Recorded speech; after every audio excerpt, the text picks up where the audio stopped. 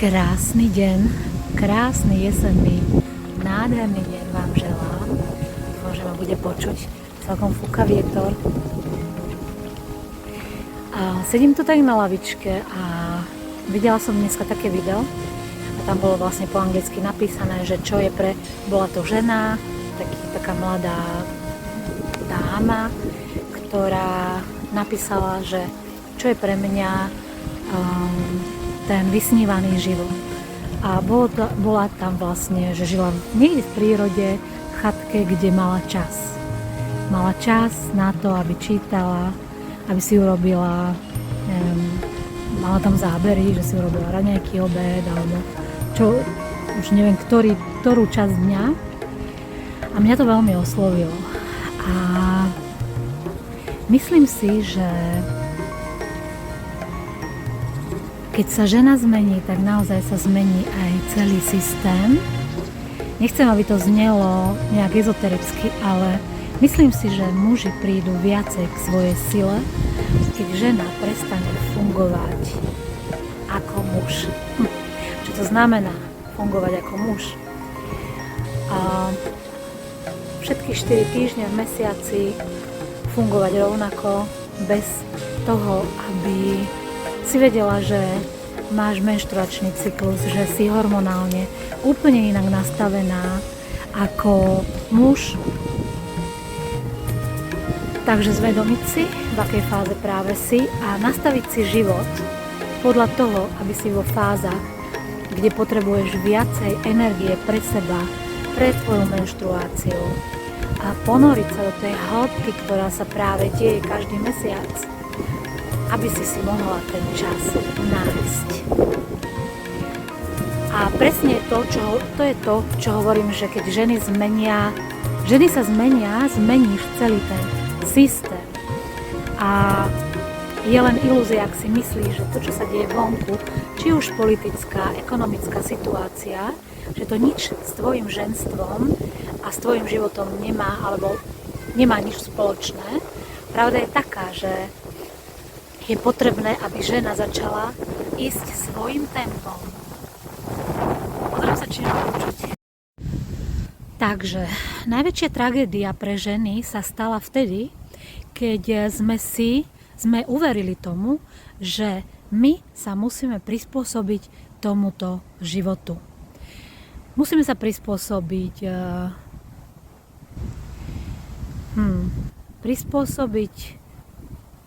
tomu, že ja neviem, v minulosti to bolo tak, že dobre, buď matkou, teda staraj sa o domácnosť a prispôsobili sme sa tomu, že áno, ten muž chodí do práce a my sa staráme o domácnosť, s čím ja veľmi súhlasím, ale žiaľ, dosiahlo to úplne iný charakter a ako keby muži začali potom, nie všetci, ale väčšinou zneužívať túto situáciu, pretože oni zarábali a ty vlastne si bola odkázaná na to, či dostaneš peniaze od tvojho veľkorysého manžela, alebo nie.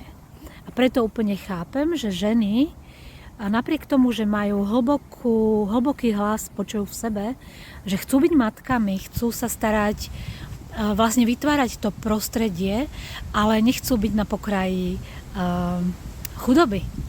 Takže prispôsobili sme sa tomu, teda, že buď nemáme peniaze a vychovávame tie deti a tú rodinu a vlastne už nemáme ani vlastné sny, lebo keď nemám peniaze, tak neustále plním tie očakávania od druhých ľudí. Takže naučila si sa, že si závislá na rodičoch, na otcovi, na mame, ako dieťa.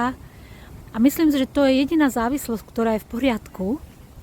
Ale ako žena si potom prijala to, že si závislá na manželovi, lebo veď to je také krásne, veľkorysé, že ja sa starám o detičky a ty financuješ náš život.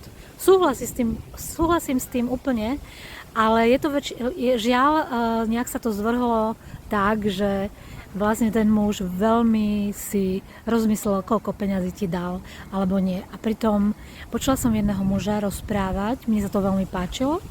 Nebol Slovák, a povedal, že áno, moja manželka, vychovávame deti, teda ona vychováva deti, ona je doma, ale ja jej mesačne posielam peniaze, je to jej práca. A to znamená, že z jeho platu, neviem koľko percent, môže byť, že 50%, ide na konto jeho ženy.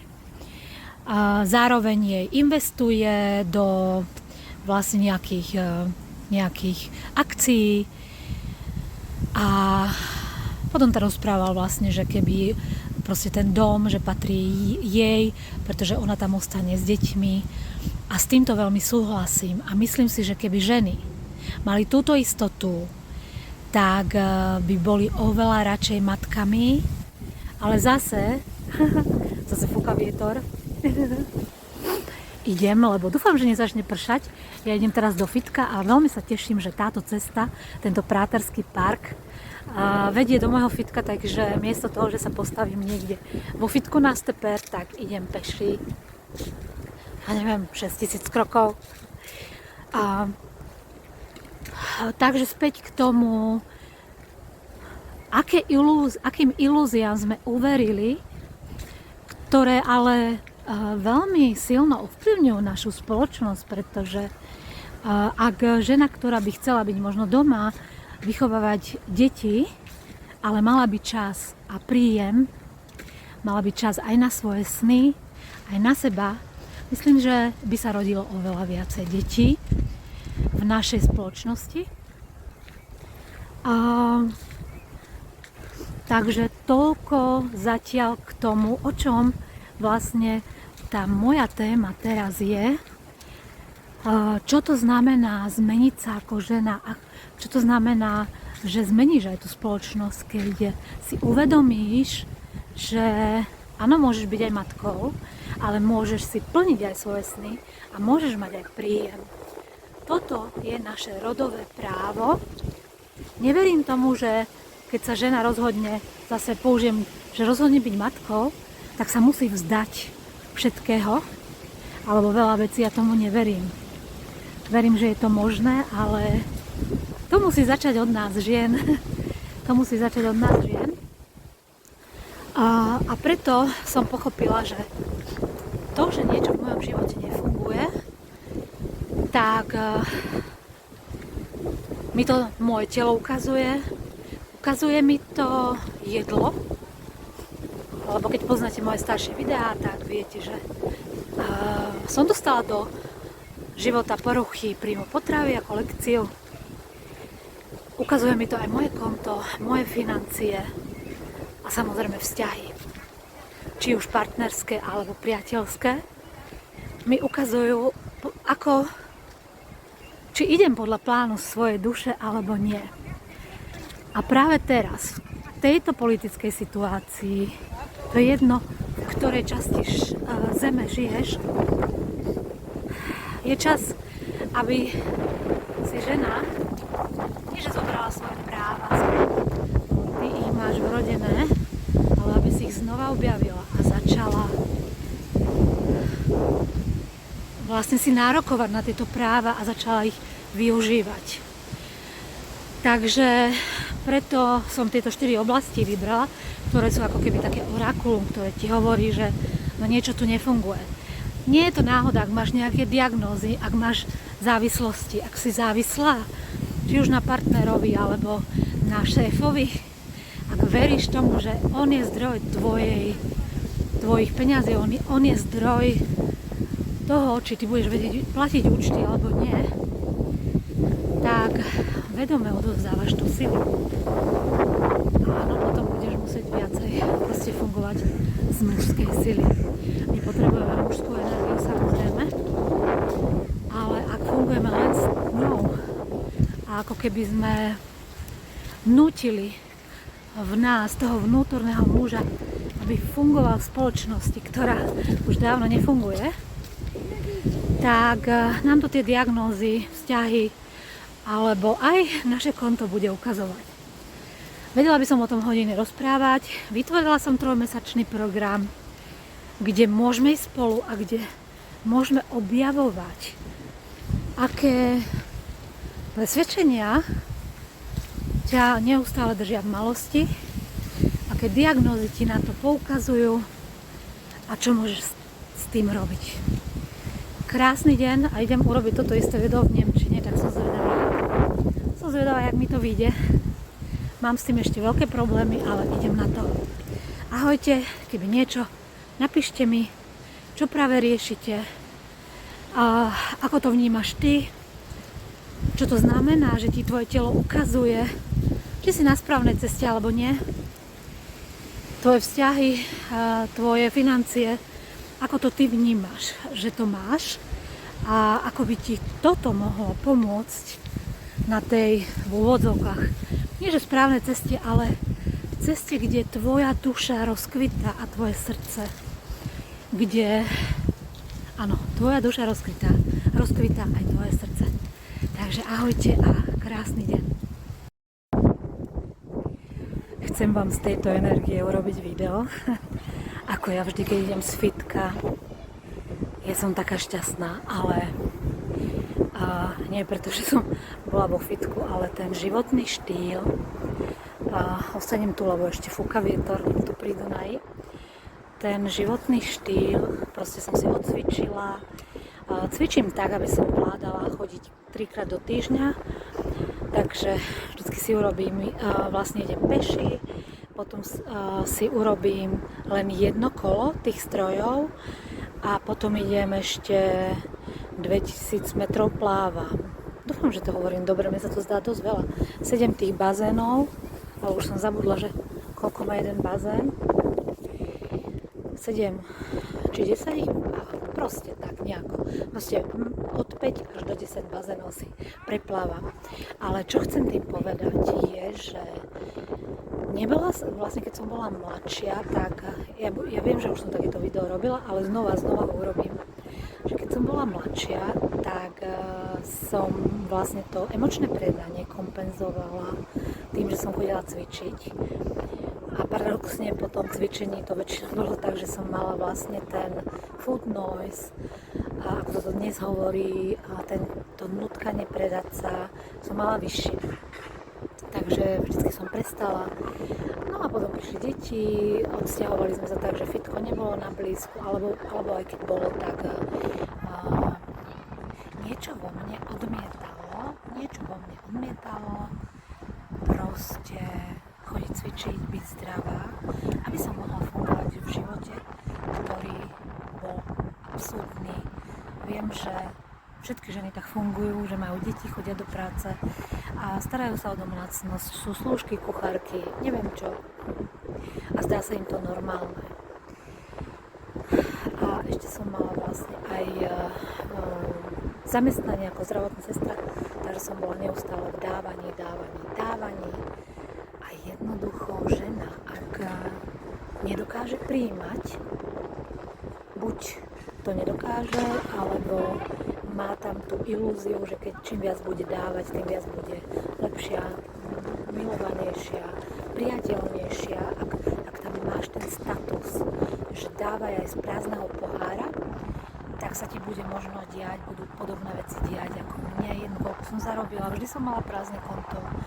A neustále diety, neustála disciplína. A jednoducho potom povolenie disciplíny, ale tento životný štýl, ako ho žijem teraz, proste nie je pre mňa samozrejmosť.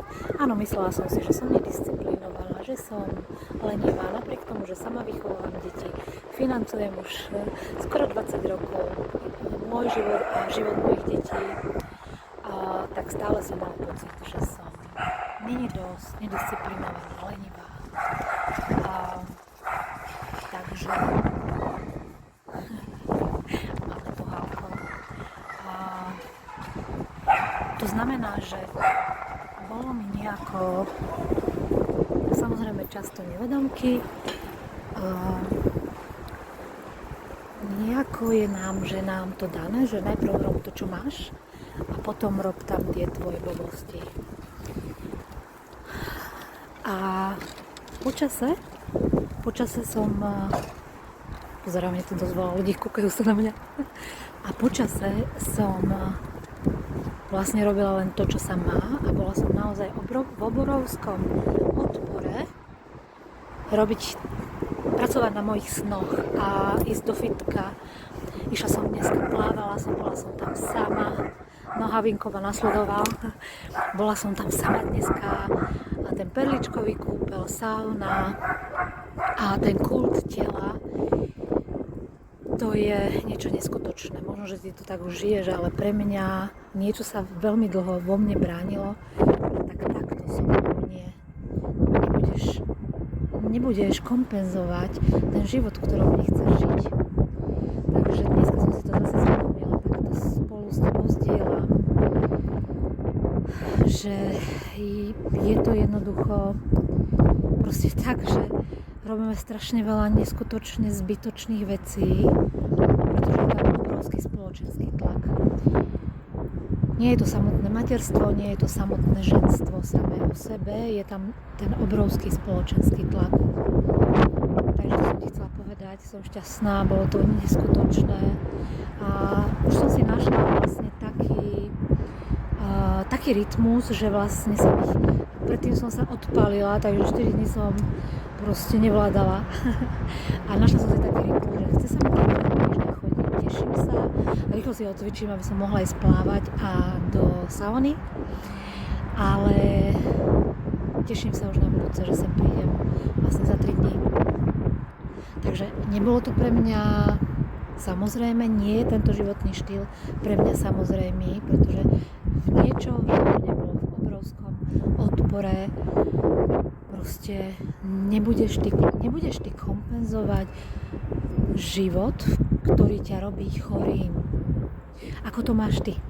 Napíš mi. Ešte tak pochajte Dunajom. Zapadá slnko. Tak to trošku ideme na ale asi aj veterno. Takže krásny deň, krásny